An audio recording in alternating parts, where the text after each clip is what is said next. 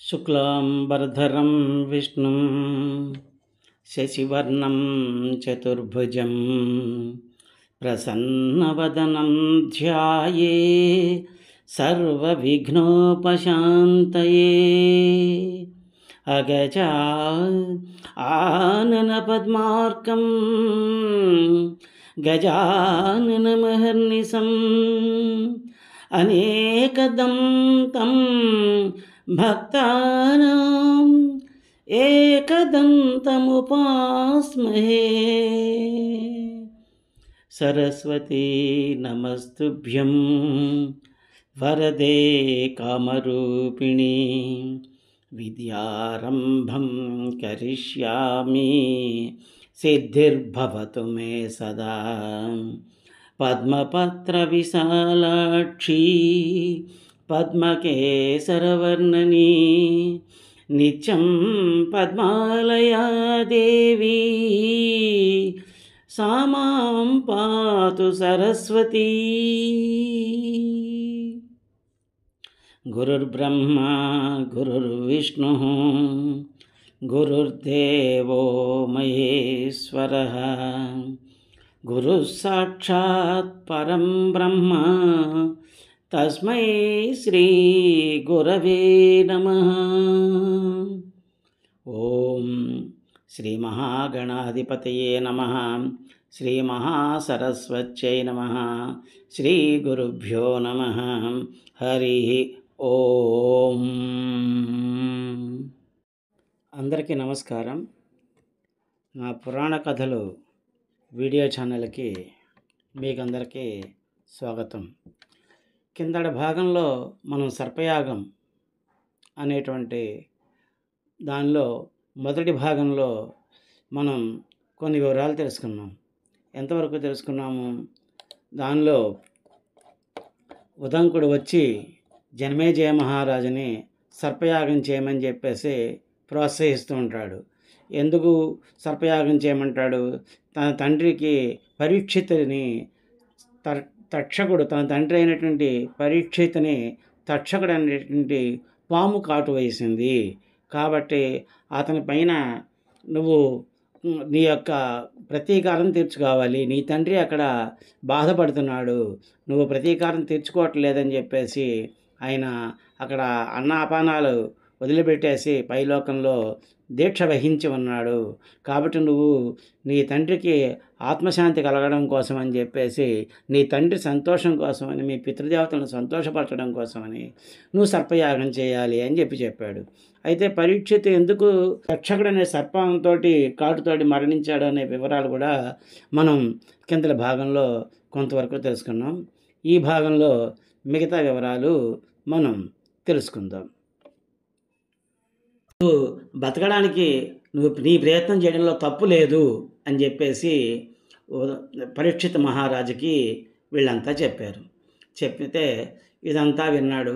కానీ చివరికి పరీక్షిత్ మహారాజు మరణించాడు తక్షకుడు యొక్క గాడుతోటి.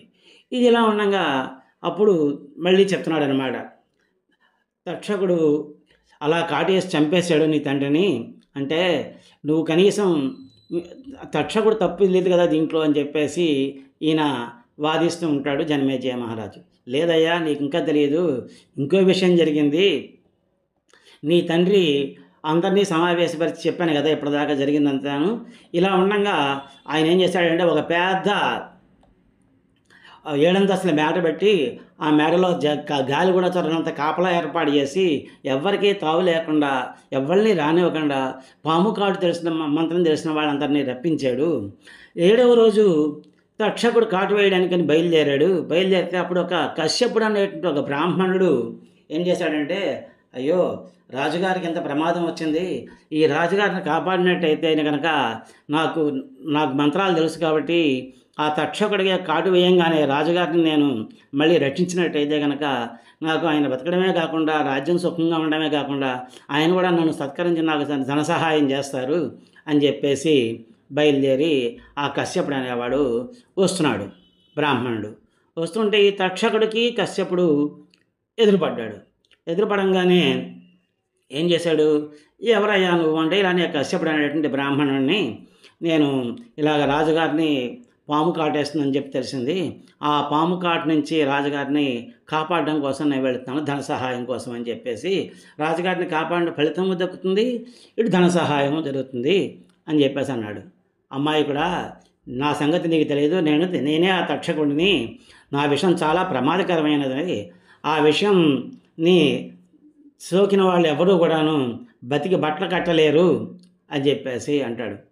సరే, అదంతా నాకు అనవసరం, నేనైతే బతికిస్తాను, నాకు ఆ శక్తి ఉంది అని చెప్పేసి ఈ బ్రాహ్మణుడు చెప్తాడు. చెప్పకపోతే అప్పుడు ఏమంటాడు, సరే నేను ఓ పని చేస్తాను, ఇక్కడ ఉన్నటువంటి ఈ పెద్ద మర్రి చెట్టుని నేను కాటు వేస్తాను, అది కాటు వేయంగానే భస్మం అయిపోతుంది, అది భస్మం అయిపోగానే, అది బూడిద అయిపోగానే నువ్వు మళ్ళీ ఆ చెట్టుని బతికించు, అప్పుడు నీ మాట నేను నమ్ముతాను అన్నాడు. తక్షకుడు కశ్యపుడితోటి పందెం వేశాడు. సరే, ఇప్పుడు అలా సరే వెయ్యి, నువ్వు కాటు వేయి చూస్తానన్నాడు ఈ కశ్యపుడు. వెంటనే ఆ మర్రి చెట్టుని కాటు వేశాడు ఈ తక్షకుడు. తక్షకుడు ఎప్పుడైతే కాటు వేశాడో ఆ విష ప్రభావంతో ఆ మర్రి చెట్టు మొత్తం కాలిపోయింది, బూడిద అయిపోయి కింద చిన్న బూడిద కుప్ప పడింది. వెంటనే ఈ కశ్యపుడు అనేటువంటి ఈ బ్రాహ్మణుడు ఏం చేశాడంటే ఆ బూడిద కుప్పనంతా ఎత్తి తన యొక్క మంత్రజాలం దాని మీద చిలకరించేసరికి ఆ చెట్టు మళ్ళీ ఇదివరకు ఎలా అయితే ఉందో అలాగే ఆ మర్రి చెట్టు మళ్ళీ వచ్చి మొలిచేసింది. ఇది చూడంగానే తక్షకుడికి చాలా భయం వేసింది. అబ్బో, ఇతను చాలా గొప్ప మంత్రవేత్త అలా ఉన్నాడు, ఇలా ఉన్నట్టయితే కనుక నేను పరీక్షిత్ మహారాజుని కాటు వేయలేను, అలా కాటు వేసినట్టయితే, అలా కాటు వేయకపోయినట్టయితే కనుక ఆ మునిశాపం వ్యర్థమైపోతుంది, కాబట్టి నేను ఇతన్ని ఎలా అయినా తప్పించాలి అని చెప్పేసి, నువ్వెందుకయ్యా ఇలాంటి పని చేస్తున్నావు, మునిశాపం వలన కదా నేను కలుస్తున్నాను, కానీ నువ్వేమో మరి మళ్ళీ అతను బతికిస్తానంటున్నావు, ఆ మునిశాపం వ్యర్థమైపోదా, నీకు కావాల్సిన డబ్బే కదా, నీకు ధనమే కదా కావాలి, ఆ ధనాన్ని నేను ఇస్తాను, నువ్వు వెనక్కి వెళ్ళిపో అంటాడు. అంటే నేను అలా వెళ్తాను, వెళ్ళను, రాజుని కాపాడిన గొప్పతనం వస్తుంది, నాకు డబ్బులు వస్తాయి, రెండూ వస్తాయి అంటే, లేదు లేదయ్యా నా మాట విను అని చెప్పేసి ఎంతో చెప్పినా అప్పుడు చివరికి ఏం చేస్తాడంటే, అసలు ఈ పరీక్షిత్ మహారాజు యొక్క జాతకం ఎలా ఉంది చూద్దామని చెప్పి దివ్య దృష్టితోటి చూశాడు ఆ కశ్యపుడు అనేటువంటి బ్రాహ్మణుడు. చూడంగానే అతనికి అనిపించింది, ఓహో, ఈయనకి ఎటువంటి పరిస్థితుల్లోనూ ఆయుష్ లేదు, నేను ఎంత చేసినా కానీ ఉపయోగం ఏం లేదు అని చెప్పేసి అనుకుని, సరే ఇంక నేను తక్షకుడి దగ్గర ఈ డబ్బు, నాకు రావాల్సిన డబ్బులు తీసుకుని నేను వెనక్కి వెళ్ళిపోవడం మంచిది అని చెప్పేసి వెళ్ళిపోతాడు. అలా అప్పుడు తక్షకుడు ఏం చేస్తాడు, కొన్ని పాముల్ని తంత్రవేత్తలుగా మార్చేసి వాళ్ళ చేతిలో కొన్ని పళ్ళు పెట్టి ఆ పండులో ఒక దాంట్లో తను పురుగ్గా మారి అందరూ కలిసి ఆ పరీక్షిత్ మహారాజు యొక్క కోట దగ్గరికి వెళ్ళారు. కాపలా వారు అడ్డగించారు. అడ్డగిస్తే వీళ్ళు, మేమంతా అధర్వణ తత్వవేత్తలం, మేము తంత్రాలతోటి రాజుగారిని బతికించడానికి అని చెప్పి వచ్చాము, మీరు మాకు అడ్డుపడతారా, వెళ్ళి రాజుగారికి చెప్పండి అని చెప్పేసి వీళ్ళందరూ అటకాయించారు అక్కడ ఉన్నటువంటి భటుల్ని. అటకాయించగానే రాజుగారు వెళ్ళి, ఆ రోజు అప్పుడే 7వ రోజు సాయంకాలం అయిపోయింది. సాయంకాలం అయిపోగానే ఇంకా రాజు అనుకుంటున్నాడు, ఆహా నాకు పర్వాలేదు, ఇంకా నాకు తప్పించుకుంటున్నాను నేను శాపం నుంచి అనుకుంటూ తన మంత్రులతోటి వాళ్ళతోటి కూర్చుని ఉండంగా ఈ భటులు వెళ్ళి, ఇలా ఎవరో తత్వవేత్తలట, తంత్రవేత్తలట, అధర్వణ తంత్రవేత్తలట, మంత్రాలు వాళ్ళకి బాగా తెలుసుట, వాళ్ళు మిమ్మల్ని చూడడానికి, మీకు సమర్పించడానికి ఏవో కొన్ని పళ్ళు అవి తీసుకుని వచ్చారు అని చెప్పేసి అంటే, అప్పుడు ఆయన అన్నాడు, మీరు వారికి చెప్పండి, వాళ్ళని రేపు కలుస్తానని చెప్పండి, అందాక మన వేరే చోట విశ్రాంతి తీసుకోమని చెప్పండి మన బంగ్లాలోను, వాళ్ళు తెచ్చిన పండ్లని లోపలికి పంపించండి అన్నాడు. సరే, ఈ పళ్ళన్నీ లోపలికి వెళ్ళాయి. లోపలికి వెళ్ళిన తర్వాత అందరికీ తలో పండు ఇచ్చి తను కూడా ఒక పండు తీసుకున్నాడు. తను ఒక పండు తీసుకోగానే అందరికీ చెప్పాడు, చూసారా సూర్యాస్తమయం అయిపోయింది, ఇంకేమీ బాధ లేదు, నేను మరణం నుంచి తప్పించుకున్నట్టే అని చెప్పి చాలా సంతోషంతో ఆ పండుని తీసుకుని ఇలా విప్పాడు. విప్పంగానే దాంట్లోంచి ఒక పురుగు బయటకు వచ్చింది. ఆ పురుగు బయటకు వచ్చి తక్షకుడిగా పెద్దగా తక్షకుడిగా పాములాగా మారిపోయి ఆ పరీక్షిత్ మహారాజుని కాటు వేసింది. పరీక్షిత్ మహారాజు చనిపోయాడు. చూసావా, నువ్వు అనుకున్నావు పరీక్షిత్ మహారాజు చనిపోవడానికి కారణం ఆ శాపం ఒకటే కాదు, తక్షకుడు ఆయన్ని రక్షించడానికి బయలుదేరినటువంటి కశ్యపుడు అనేటటువంటి బ్రాహ్మణుని డబ్బులిచ్చి వెనక్కి పంపించేసి, ఎలా అయినా సరే నీ తండ్రిని చంపాలి అనేటువంటి ఒక విధమైన పగతోటి వచ్చి మీ తండ్రిని చంపాడయ్యా, నీకు ఇంకా తెలియట్లేదు. నేను ఇందాక చెప్పాను కదా, ఆ రురుడు అనేటువంటి వాళ్ళ కథ.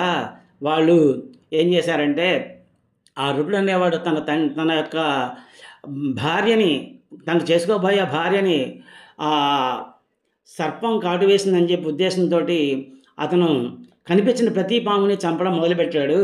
అలా ఉండగా ఒక రోజునాడు డుండుభము అనేటువంటి ఒక పాము కనబడింది అతనికి. కనబడంగానే దాన్ని చంపబోయాడు. చంపబోతే, ఏమిటయ్యా నువ్వు ఇలా బ్రాహ్మణుడిని నువ్వు చూస్తాను, ఇలా పాములు చంపుతున్నావు ఎందుకు? తప్పు కదా, పాములను చంపకూడదు కదా, అలా ఎందుకు చేస్తున్నావు?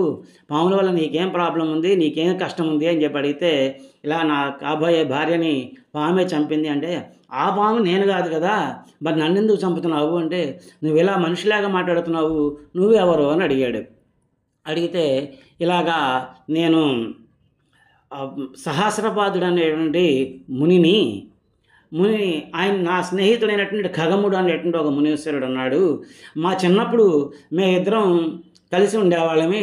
ఒకరోజు ఆయన, ఆ ఖగముడు అనేటువంటి ఆయన అగ్నికార్యం చేస్తూ ఉంటే, నేను ఒక గడ్డి పామును తయారు చేసి, గడ్డితోటి ఒక పాము లాంటి బొమ్మను తయారు చేసి అతని మీద విసిరంగానే అది నిజంగానే పాము అనుకుని ఆయన భయపడి నాకు శాపం ఇచ్చాడు.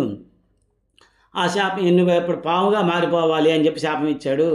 ఎప్పుడైతే ఆ శాపం ఇచ్చాడో నేను భయపడి, అయ్యో ఇలా చేసావు తప్పు, ఇది గడ్డిపామే కదా, నేను సరదాగా ఇలా చేద్దాం అనుకున్నాను, నువ్వు నన్ను శపించావేమిటి అని చెప్పేసి అనగానే అతను శాంతించి, సరే నువ్వైతే పాముగా మారక తప్పదు, కానీ నీకు శాప విమోచనం ఉంటుంది.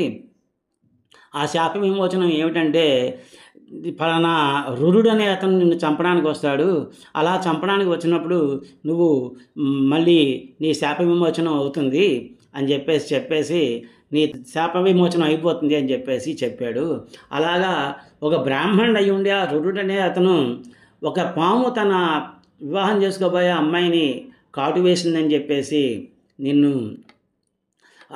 కనబడిన ప్రతి పాముని చంపడం మొదలుపెట్టాడు. కనీసం ఆయనకున్నంత పౌరుషం కూడా నీకు లేదేంటయ్యా? నీ తండ్రి ఇలా కష్టపడుతున్నాడు కదా, ఈ కష్టాల నుంచి నువ్వెందుకు మీ తండ్రిని తప్పించవు అని చెప్పేసి అడిగాడు. అడిగితే అప్పుడు, సరే ఇదంతా నాకు చెప్తున్నావు, నన్ను చేయమని చెప్పి అడుగుతున్నావు, కానీ నీకేమిటి తక్షకుడితోటి అంత తక్షకుడి గురించి నీకంత ఎందుకు? తక్షకుడికి నీకు ఉన్నటువంటి శత్రుత్వం ఏమిటి? తక్షకుడు నీకెందుకు ఏం చేశాడు? ఎందుకని నువ్వు ఇంత పగబట్టి ఇలా నా చేత సర్పయాగం చేయించాలని చెప్పి చూస్తున్నావు అని చెప్పేసి జనమేజయ మహారాజు ఉదంకుడిని అడిగాడు. అంటే అప్పుడు చెప్తున్నాడు ఉదంకుడు, నేను పైలుడు అనేటువంటి ఒక గురువుగారి యొక్క శిష్యుణ్ణి. నేను విద్య నేర్చుకున్నాను. విద్య నేర్చుకున్న తర్వాత నా విద్యాభ్యాసం అంతా అయిపోయింది. అయిపోగానే నన్ను గురువుగారు, నాయనా నీవు విద్య నేర్చుకున్నావు కాబట్టి నువ్వు బయలుదేరి మీ తల్లిదండ్రులకి సంతోషాన్ని సమకూర్చి మీ తల్లిదండ్రులకు కలువు, ఇంటికెళ్ళు, మీ తల్లిదండ్రులకి సంతోషాన్ని కలిగించు, మీ తల్లిదండ్రుల ఆజ్ఞ ప్రకారం వివాహం చేసుకుని గృహస్థాశ్రమాన్ని స్వీకరించు అని చెప్పేసి చెప్పాడు. చెప్పంగానే అప్పుడు ఆ ఉదంకుడు, నేను గురువు గారిని అడిగాను, ఏమని? అయ్యా, మీ దగ్గర విద్య నేర్చుకున్నాను, మీకు నేను గురుదక్షిణ సమర్పించుకోవాలి, నేను ఏం చేస్తే మీకు గురుదక్షిణ సమర్పించుకోగలను చెప్పండి అని చెప్పేసి అడిగాడు. అడిగితే అప్పుడు గురువుగారు అన్నారు, పైలుడు, అయ్యా నువ్వు నీ తండ్రి యొక్క ఆర్థిక పరిస్థితి విషయాలన్నీ నాకు తెలుసు, కాబట్టి నువ్వేమీ నాకు గురుదక్షిణ ఇవ్వక్కర్లేదు, నువ్వు వెళ్ళి నీ తల్లిదండ్రులకి సంతోషాన్ని కలిగించు, అదే చాలు అని చెప్పంటే, అలా కాదు, విద్య నేర్చుకున్నప్పుడు ఆ విద్యకి గురుదక్షిణ ఇవ్వకుండా నేను వెళ్ళినట్టయితే దానికి సార్థకత ఉండదు, కాబట్టి ఏదైనా ఇవ్వాలి, నాకు చెప్పండి అంటే, సరే నాకేం కోరికలు లేవు, కానీ వెళ్ళి నీకు రోజు అన్నం పెట్టినటువంటి గురుపత్ని ఉంది కదా, ఆవిడని అడుగు, ఆవిడికి ఏమైనా కోరుకుంటే ఆవిడ చెప్తుంది, ఆ కోరికను తీర్చేసి నువ్వు గురుదక్షిణకే భావించి వెళ్ళిపో అని చెప్పేసి చెప్పాడు ఆ పైలుడు అనేటువంటి ఆయన గురువుగారు. అప్పుడు నేను వెంటనే మా గురుపత్ని దగ్గరికి వెళ్ళి అడిగాను, అమ్మా, నేను విద్య నేర్చుకుని నా విద్య అంతా పూర్తి అయిందని గురువుగారు చెప్పారు. కాబట్టి నేను ఇంటికి వెళ్ళదలుచుకున్నాను. వెళ్ళే ముందు గురుదక్షిణ సమర్పించుకోవడానికి గురువుగారిని అడిగితే అంతకీ నాకేమీ చెప్పట్లేదు. మీకేమన్నా కోరిక ఉంటేమో తెలుసుకోమని చెప్పేసి అడిగారు అని చెప్పేసి గురుపత్నిని అడిగాడు ఈ ఉదంకుడు. నేను అడిగాను. అడిగితే అప్పుడు ఆవిడ అంది, ఇక్కడే దగ్గరలోనే ఉన్నటువంటి పౌష్య మహారాజు అనే ఒక రాజుగారు ఉన్నారు. ఆయన భార్య యొక్క కుండలాలు తీసుకొచ్చి నాకు ఇవ్వవయ్యా, చాలు, ఇంకేం అక్కర్లేదు అంది. అంటే సరే, వెంటనే గురువుగారికి చెప్పి గురువుగారి ఆజ్ఞ తీసుకుని ఆ కుండలాల కోసం అని చెప్పేసి బయలుదేరాను నేను. బయలుదేరితే దారిలో నాకు ఒక పెద్ద ఎద్దునెక్కి ఒక దివ్య పురుషుడు ఒకడు దర్శనమిచ్చాడు. ఆ దర్శనం ఇవ్వంగానే ఎప్పుడైతే ఆ దివ్య పురుషుడు కనిపించాడో ఆయనకి నమస్కారం అది చేశాను నేను. చేసి ఆయన్ని ప్రార్థించాను. ప్రార్థిస్తే అప్పుడు ఆయన, నాయనా నువ్వు ఏ పని మీద వెళ్తున్నావు ఏంటి అని అడిగితే నేను చెప్పాను. చెప్పంగానే నాకు ఆయన కొంత గోమయాన్ని ఇచ్చి, గోమయం అంటే ఆవు పేడ అనమాట, ఆవు పేడనిచ్చి దీన్ని నువ్వు భక్షించు, నీకంతా మంచి జరుగుతుంది, నా అనుగ్రహం నీకుంటుంది అని చెప్పేసి చెప్పాడు. చెప్తే వెంటనే నేను ఆ గోమయాన్ని భక్షించాను. భక్షించేసి బయలుదేరి వెళ్ళాను. రాజుగారి దగ్గరికి వెళ్ళాను, పౌష్య మహారాజు గారి దగ్గరికి వెళ్ళి, ఇలాగ మా గురుపత్ని కోరిక ఇదండి, మీ మహారాణిని అడిగి నాకు ఆమె కుండలాలు తెచ్చి ఇవ్వండి అని చెప్పేసి అడిగాడు ఉదంకుడు. అడగగానే ఆ పౌష్య మహారాజు అన్నాడు, నాయనా నువ్వు బ్రాహ్మణుడివి, ఆవిడ అంతఃపురంలో ఉంది కాబట్టి నువ్వు అంతఃపురంలోకి వెళ్ళి ఆవిడకి మీ గురుపత్ని యొక్క కోరికను తెలియజేసినట్టయితే ఆవిడ నీకు కుండలాలు ఇస్తుంది, వెళ్ళు, రాణివాసంలోకి వెళ్ళు అని చెప్పేసి అనుమతినిచ్చాడు నాకు. వెంటనే నేను రాణివాసంలోకి వెళ్ళి అంతా వెతికినా కానీ ఎక్కడా నాకు ఆమె రాణి గారు కనబడలేదు. కనబడకపోతే వెంటనే నేను రాజుగారి దగ్గరికి వచ్చి, ఆమె నాకు కనబడలేదు, ఆమె మరి ఎక్కడుందో ఏమో నాకు తెలియట్లేదు, కాబట్టి మీరే ఆవిడ దగ్గర నుంచి తెచ్చి నాకు ఆ కుండలాలు ఇవ్వండి అని చెప్పేసి రాజుగారిని అడిగాను. అడిగితే, ఓ బ్రాహ్మణ బాలక నువ్వేమనుకోవద్దు, ముని బాలక, ఆమె చాలా పవిత్రురాలు, చాలా పతివ్రత, అపవిత్రంగా ఉంటే కనుక ఆవిడ కనపడదు సుమా అని చెప్పేసి అన్నాడు. అనగానే ఇతనికి గుర్తుకొచ్చింది, ఓహో దారిలో ఆ దివ్య పురుషుడు ఎవరో ఇచ్చినటువంటి గోమయాన్ని నేను భక్షించాను కదా, అదేనేమో నా అపవిత్రతకు కారణం అని చెప్పేసి వెంటనే ఒక చోటకి వెళ్ళి, ఒక శుభ్రమైన ప్రదేశానికి వెళ్ళి కాళ్ళు చేతులు శుభ్రంగా కరుక్కుని ఆచమనం అది చేసి తిరిగి మళ్ళీ రాణివాసానికి వెళ్ళాడు. వెళితే అప్పుడు రాణిగారు కనబడ్డారు. రాణిగారు కనబడగానే రాణిగారికి గురుపత్ని యొక్క కోరికని తెలియజేశాడు. ఇలాగా మా గురువుగారి పత్ని ఇలా అడిగింది అంటే అప్పుడు వెంటనే ఆవిడ కుండలాలు తీసిచ్చి, నాయనా బాలక, నీకు ఒక విషయం చెప్తున్నాను విను. తక్షకుడు అనేటువంటి ఒక సర్పం ఉంది, వాడు చాలా దుర్బుద్ధి, వాడి బుద్ధి మంచిది కాదు. వాడు ఎన్నోసార్లు నా యొక్క ఈ కుండలాల్ని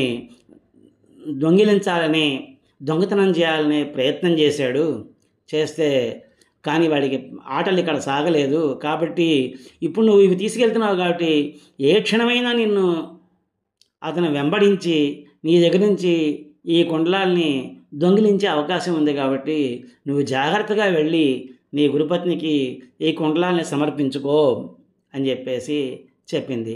ఆవిడికి నమస్కారం చేసుకుని బయలుదేరి రాజుగారి దగ్గరికి వచ్చాడు.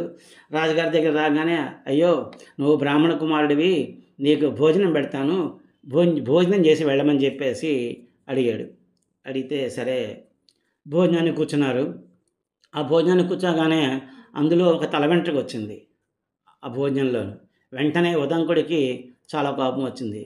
నేను బ్రాహ్మణ కుమారుడిని, నాకు ఇలాగా అశుద్ధమైనటువంటి భోజనం పెడతావా, శుభ్రంగానే భోజనం పెడతావా అని చెప్పి రాజుగారికి నువ్వు గుడ్డివాడి వైపు అని చెప్పేసి శాపం ఇచ్చాడు ఈ ఉదంకుడు. ఎప్పుడైతే ఇలా శాపం ఇచ్చాడో, అదేమిటయ్యా ఏదో పొరపాటు జరిగిందేమో, దానికోసం ఇంత శాపం ఇస్తావా నాకు అని చెప్పి రాజు నీకు నా మీద నువ్వు అనవసరంగా అకారణంగా కోపం చూపించి నాకు శాపం ఇచ్చావు కాబట్టి నీకు పిల్లలు లేకుండా ఉండుగాక, సంతానం లేకుండా గాక అని శాపం ఇచ్చాడు రాజుగారు ఉదంకుడికి, నాకు. ఆ శాపం ఇవ్వంగానే నేను నేను శాపాన్ని పొరపాటు అయిపోయింది, మీ శాపాన్ని ఉపహరించుకోండి అని చెప్పేసి రాజుగారిని అడిగాను. అడిగితే అప్పుడు రాజుగారు, అయ్యో నా వల్ల కాదయ్యా అన్నాడు. అని చెప్తూ ఇలా చెప్పాడు.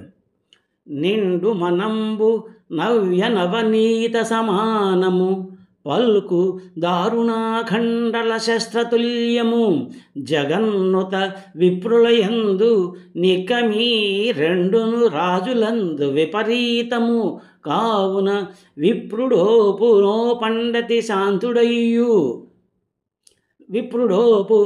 పండతి శాంతుడయ్యు నరపాలుడు శాపం గ్రమ్మరింపగన్ అన్నాడు. అంటే ఏమిటండి అయ్యా మీరు తెలుసుకోండి, బ్రాహ్మణుల యొక్క మనస్సు అప్పుడే తీసిన వెన్నంత మెత్తగా ఉంటుంది, పలుకు మాత్రం చాలా కఠినంగా ఏదో ఒక శస్త్రం, చాలా భయంకరమైనటువంటి శస్త్రంతో కొట్టినంత భయంకరంగా పలుకు ఉంటుంది. అది బ్రాహ్మణుల యొక్క లక్షణం. అదే రాజులకి అలా కాదు, మాట ఏమో మెత్తగా ఉంటుంది, మనసు మాత్రం చాలా కఠినంగా ఉంటుంది. కాబట్టి విప్రుడు తన యొక్క శాపాన్ని తప్పించగలడు, రాజు మాత్రం శాపాన్ని తప్పించలేడు. కాబట్టి ఎలాగైనా సరే నువ్వు నా శాపాన్ని తప్పించు అని చెప్పేసి అడిగాడు ఆ రాజుగారు, పౌష్య మహారాజు. అడగంగానే అప్పుడు రాజుగారి యొక్క కోరికను మన్నించి త్వరలోనే నీకు చూపు వస్తుంది అని చెప్పేసి తిరుగు ప్రయాణం అయ్యాడు. ఆ తిరుగు ప్రయాణాల్లో వెళ్తూ ఉండగా చీకటి పడింది, సాయంకాలం అవుతుంది. సాయంకాలం అవుతుంటే సంధ్యావందనం చేయాలి కదా, అందుకే చెప్పేసి ఆ కుండలాన్ని ఒక శుభ్రమైన ప్రదేశంలో పెట్టి ఒక జలాశయంలో దాగి అక్కడ సంధ్యావందనం, స్నానం అది చేసి సంధ్యావందనం చేసుకుంటూ ఉండగా, అనుష్ఠానం చేస్తూ ఉండగా ఈ తక్షకుడు ఎప్పుడైతే ఈ ఉదంకుడు నేను బయలుదేరాను, నా వెనకే అతను కూడా బయలుదేరి రావడం మొదలుపెట్టాడు. వచ్చేసి నేను ఎప్పుడైతే ఈ కుండలాల్ని ఒక శుభ్రమైన ప్రదేశంలో పెట్టి ఉంచానో వెంటనే వాటిని తీసుకుని పారిపోయాడు నాగలోకంలోకి. ఉదంకుడు అది చూశాడు. చూసి తను కూడా తక్షకుడిని వెంబడిస్తూ నాగలోకంలోకి వెళ్ళిపోయాడు. నాగులందరినీ, ఆదిశేషుడిని, వాసుకిని, ఇలాంటి వాళ్ళందరినీ కూడా పొగిడాడు. చాలాసేపు పొగిడి, ఈ తక్షకుడు మా గురుపత్నికి నేను సమర్పించవలసినటువంటి ఆ కుండలాలను దొంగిలించాడు, అవి నాకు ఇప్పించండి అని చెప్పేసి ఎంతో బతిమలాడినా కూడా నాగలోకం నుంచి ఏ విధమైనటువంటి సమాధానం లేదు. చివరికి తక్షకుడిని కూడా అడిగాడు, తక్షక నాకు ఇది నువ్వు చేసినది భావ్యం కాదు, నా గురుపత్నికి నేను ఇవి సమర్పించి నా గురుదక్షిణ సమర్పించుకోకపోయినట్టయితే నేను తప్పు చేసిన వాడిని అవుతాను, కాబట్టి దయచేసి ఆ కుండలాలను నాకు తిరిగి ఇచ్చేసేయి అని చెప్పి అడిగాడు. అడిగినా కూడా వినలేదు. ఏం చేయాలో అర్థం కాని పరిస్థితిలో అక్కడ ఉండగా అప్పుడు అతనికి నలుపు తెలుపు దారాలతోటి వస్త్రాలు నేస్తున్నటువంటి 2 స్త్రీలు కనపడ్డారు. వాళ్ళ పిల్లలైనటువంటి వాళ్ళు 6. ఆ పిల్లలు ఏం చేస్తున్నారు, ఒక 12 ఆకుల చక్రాన్ని తిప్పుకుంటూ వెళుతున్నారు. ఈ లోపల ఒక పెద్ద గుర్రం మీద ఒక దివ్య పురుషుడు వచ్చాడు. వచ్చి ఈ విషయం అంతా తెలుసుకుని ఒక వరం కోరుకో అని అడిగాడు.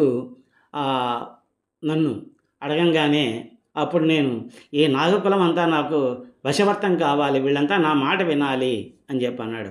అంటే నువ్వు పని చేయి, ఈ గుర్రం చెవిలో గట్టిగా ఊదు అని చెప్పి అన్నాడు. ఎప్పుడైతే గుర్రం చెవిలో నేను ఊదానో నాగలోకాన్ని అగ్నిజ్వాలలని చుట్టుముట్టేశాయి. వెంటనే ఆ నాగులంతా భయపడిపోయి తక్షకుడిని బయటికి పంపించారు. భయపించి తక్షకుడు వెంటనే నాకు కుండలాలను ఇచ్చేయంగానే అప్పుడు నేను ఇప్పటికే చాలా ఆలస్యం అయిపోయింది, ఎలా వెళ్ళాలి అనుకుంటూ ఉండగా ఆ దివ్య పురుషుడు ఈ గుర్రాన్ని ఎక్కి నువ్వు వెళ్ళవయ్యా అని చెప్పేసి అన్నాడు. వెంటనే నేను ఆ గుర్రాన్ని ఎక్కి గురుపత్ని దగ్గరికి వెళ్ళి ఆ కుండలాలను ఇచ్చేసాను. గురువు గారి దగ్గరికి వచ్చాను.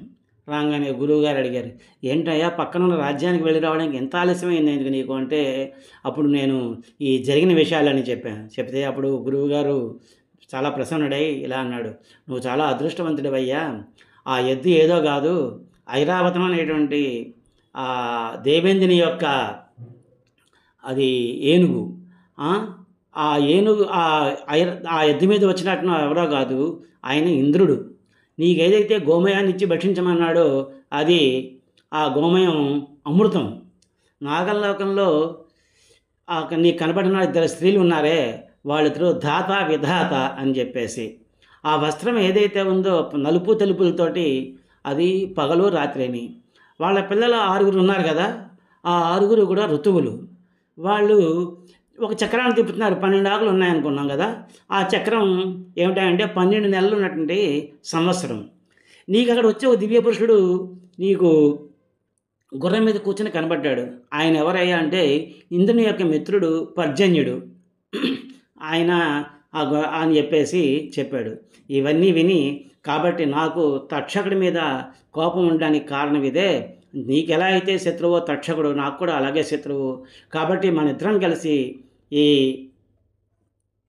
సర్పయాగం చెయ్యాలి. నేను నీకు అంత నా ఆధ్వర్యంలో నువ్వు సర్పయాగం చెయ్యి అని చెప్పేసి చెప్పాడు. చెప్తే అప్పుడు ఇంకా అడిగారు, దీనికి ఇంకా ఏమన్నా కారణం ఉందా ఈ సర్పయాగానికి అని చెప్పంటే, అప్పుడు కద్రువ తన పిల్లలకి సర్పయాగంలో నశించమని ఒక శాపం ఇచ్చింది అని చెప్పేసి చెప్పారు రాజుగారు, మంత్రులందరూ. అదేమిటి అని అడిగాడు. అడిగితే అప్పుడు చెప్తున్నారు దాని గురించి. కద్రువ, వినత అని చెప్పేసి ఇద్దరు ఉన్నారు. ఆ ఇద్దరు ఏం చేశారంటే ఈ కశ్యప ప్రజాపతి యొక్క భార్యలు వాళ్ళిద్దరూను. ఆ భార్యలిద్దరూ కూడాను చాలా కాలం సంతానం కోసం అని చెప్పేసి ఆలోచిస్తుండగా ఒకరోజు కశ్యప ప్రజాపతి వచ్చి, మీకు సంతానం కావాలనుకుంటున్నారు కాబట్టి మీకు ఎటువంటి సంతానం కావాలో చెప్పండి అని చెప్పి అడిగాడు. అప్పుడు కద్రు అంది, నాకు పొడుగ్గా బాగా పెద్దగా ఉండేటువంటి 1000 మంది సంతానం కావాలి అన్నాడు. ఓహో సరే. వినతను అడిగాడు, నాకు ఇద్దరు చాలు, కద్రువ పిల్లల కన్నా బలవంతులైనటువంటి పిల్లలిద్దరిని నాకు ఇవ్వండి చాలు అని చెప్పేసి, పిల్లల్ని నాకు కలిగించండి అని చెప్పేసి వినత అడిగింది. ఈ కద్రువ వినత కూడా అక్క చెల్లెళ్ళే. అయితే ఈ కద్రువకి 1000 గుడ్లు పుట్టాయి, ఈ వినతకి 2 గుడ్లు పుట్టాయి. తను ఇద్దరినే అడిగింది కదా, అందుకని చెప్పేసి ఈ కద్రువ యొక్క సంతానం ఏదైతే ఉందో ఆ గుడ్లు ఒకటి పగిలి పాముల్లాగా తయారైపోయాయి. ఈ వినతకి ఎంతసేపు ఈ గుడ్లు పగలడం లేదు. వినతకి ఒక విధమైనటువంటి అభద్రతాభావం వచ్చేసి తనకి పిల్లలు కలిగారు, అక్కకి పిల్లలు కలిగారు, నాకు ఇంకా ఎందుకు కలగట్లేదు, నా గుడ్లు ఇంకా ఎందుకు పగలటం లేదు, పిల్లలు ఎందుకు బయటకు రావట్లేదు అని చెప్పేసి కంగారుతోటి ఎలా అయినా సరే నాకు పిల్లలు అర్జెంటుగా కావాలి, తొందరగా కావాలి అనే ఉద్దేశంతో ఒక గుడ్డుని పగలగొట్టంగానే దాంట్లో నుంచి ఒక అరుణుడు అనేటువంటి ఒక కుర్రాడు బయటకు వచ్చాడు. ఆ కుర్రాడు పాపం చాలా సగం వరకే ఉన్నాడనమాట, నడుం వరకే ఉన్నాడనమాట, ఇంకా పూర్తిగా కుర్రాడు తయారవలేదు. కాబట్టి అతన్ని అరుణుడు లేకపోతే అనూరుడు అంటారు. అంటే అనూరుడు అంటే ఊరుగులు లేనివాడు, అంటే ఈ కాళ్ళ దగ్గర నుంచి కిందకి ఏమీ లేనివాడు అనమాట.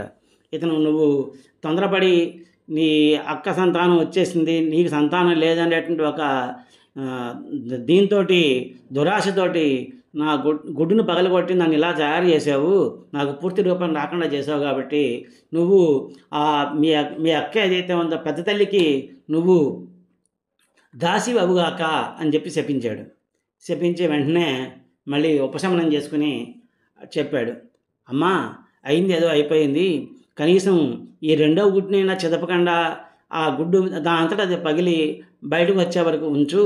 అతడు నీకు ఎవరైతే ఉన్నాడో ఆ 2వ కొడుకు కుమారుడు ఎవడైతే ఉన్నాడో ఆయన చాలా గొప్ప బలవంతుడయ్యి నీ దాస్యాన్ని తొలగించగలిగేవాడు, అతన్నే వైనతేయుడు అంటారు. వైనతేయుడు అంటే గరుత్మంతుడు అనమాట అని చెప్పేసి ఈ అరుణుడు అనే అతను వెళ్ళి సూర్యభగవానుడికి రథసారథిగా వెళ్ళిపోయాడు. ఒక రోజునాడు ఈ కద్రువ వినత అలా సముద్రం ఒడ్డుకి విహారానికి వెళ్ళారు. వెళితే ఆ సముద్రం ఒడ్డు చివరిలో ఎక్కడో ఒక ఉచ్చైశ్రవసము అనేటువంటి ఒక గుర్రం, తెల్లని గుర్రాన్ని చూశారు. ఉచ్చైశ్రవసం అంటే ఇది ఐరావతము, కల్పవృక్షము ఇలాగే ఈ క్షీరసాగరాన్ని అంటే పాలసముద్రాన్ని మదించినప్పుడు వచ్చిన వాటిలో ఈ గుర్రం అనమాట అది. అది తెల్లగా ఉంటుంది. ఐరావతం ఎలా అయితే తెల్లగా ఉంటుందో అలాగే ఉచ్చైశ్రవసం కూడా తెల్లగానే ఉంటుంది. కామధేను కూడా తెల్లగానే ఉంటుంది. ఈ తెల్లని గుర్రాన్ని చూశారు. చూసి వాళ్ళిద్దరూ మాట్లాడుకుంటున్నారు. అక్క, ఆ గుర్రం చూసావా ఎంత తెల్లగా ఉందో అని వినతంది. అవునే, చాలా తెల్లగా ఉంది, అంతా బాగానే ఉంది, కానీ తోక చివర కొంచెం నల్లగా ఉంది అంది. లేదక్క, మొత్తం అంతా తెల్లగానే ఉందని వినతంటుంది. లేదు, తోక చివర నల్లగా ఉంది అని చెప్పేసి కదురు అంటుంది. సరే, పందెం వేసుకున్నారు. ఏం పందెం అంటే ఏం పందెం? ఏం లేదు, ఒకవేళ నువ్వు చెప్పినట్టుగా మొత్తం అంతా తెల్లగానే ఉన్నట్టయితే నేను నీకు దాసీని అవుతాను. లేదు, తోక చివర కనుక నల్లగా ఉన్నట్టయితే కనుక నువ్వు నాకు దాసి అవ్వాలి అని చెప్పి పందెం వేసుకుంటారు వినత కద్రువాను. సరే, ఆ పందానికి వినత కూడా అంగీకరిస్తుంది. సరే, వెళ్ళి చూద్దాం పదంటే, ఇప్పుడు చీకటడిపోయింది కదా, అది ఎక్కడికి పోతుంది, అక్కడే ఉంటుంది, రేపు వచ్చి చూద్దాంలే, దగ్గరగా వెళ్ళి చూద్దాము అని చెప్పేసి అనుకుని వెళ్ళిపోతారు.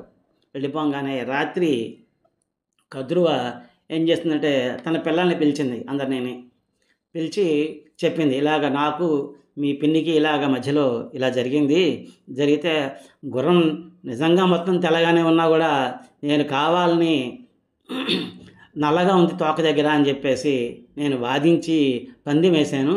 కాబట్టి నా పందెంలో నన్ను గెలిపించడం కోసమని మీరు ఎవరైనా వెళ్ళి ఆ గుర్రం తోకని చుట్టుకోండి, మీరు నల్లగా ఉంటారు కాబట్టి అది తోక నల్లగా కనబడుతుంది అప్పుడు అని చెప్పేసి చెప్పింది. అమ్మా, నువ్వు చేసిందే తప్పు, రెట్టించి నల్లగా ఉంది అని చెప్పి వాదించావు, నిజాన్ని అబద్ధం చేశావు.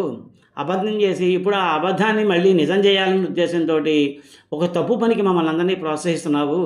ఇది చాలా తప్పమ్మా, మేము ఇటువంటి పని చేయలేము అని చెప్పేసి తల్లికి ఆ పిల్లలందరూ చెప్తారు. చెప్తే అప్పుడు ఆ కద్రువ అనే ఆవిడ శాపాన్ని ఇస్తుంది.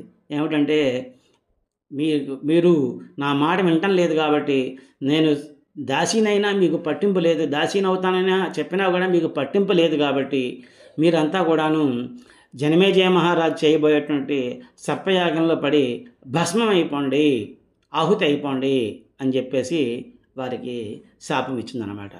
అందుకని చెప్పేసి ఈ జనమేజయ మహారాజు ఉదంకుని యొక్క ఆధ్వర్యంలో సర్పయాగం చేశాడు. అయితే ఈ సర్పయాగం ఆగిందా? ఆగితే ఎలా ఆగింది?